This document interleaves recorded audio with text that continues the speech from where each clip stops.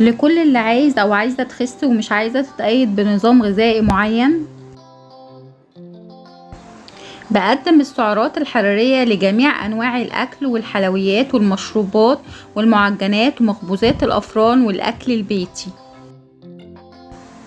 عشان انت اللي تعمل النظام الغذائي اللي يناسبك ويناسب احتياجاتك. البيض الني، وطبعا سعراته الحرارية قليلة عشان كده بيساعد على إنقاص الوزن. تعالوا نتعرف مع بعض على السعرات الحرارية في البيض والقيمة الغذائية كمان. القيمة الغذائية في البيض الني للجرام الواحد: السعرات الحرارية 1.4 سعر حراري، بروتين 12 جرام، كربوهيدرات 0، دهون 9 جرام.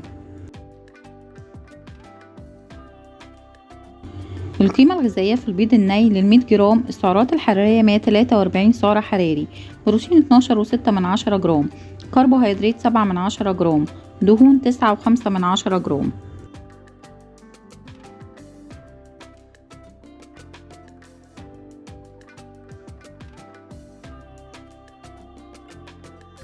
القيمة الغذائية في البيض الني لبيضة صغيرة بوزن 49 جرام زي ما شفنا في الصورة السابقة: السعرات الحرارية 70 سعر حراري، بروتين 6.2 جرام، كربوهيدرات 35 جرام، دهون 4.7 جرام.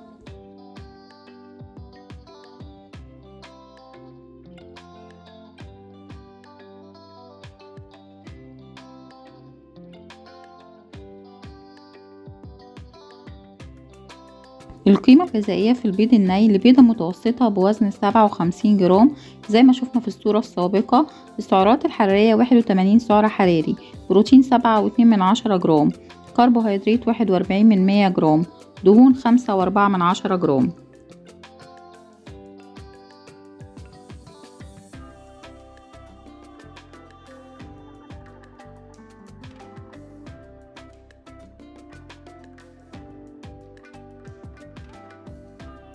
القيمة الغذائية في البيض الني لبيضة كبيرة بوزن 68 جرام زي ما شفنا في الصورة السابقة: السعرات الحرارية 97 سعر حراري، بروتين 8.6 جرام، كربوهيدرات 48 جرام، دهون 6.5 جرام.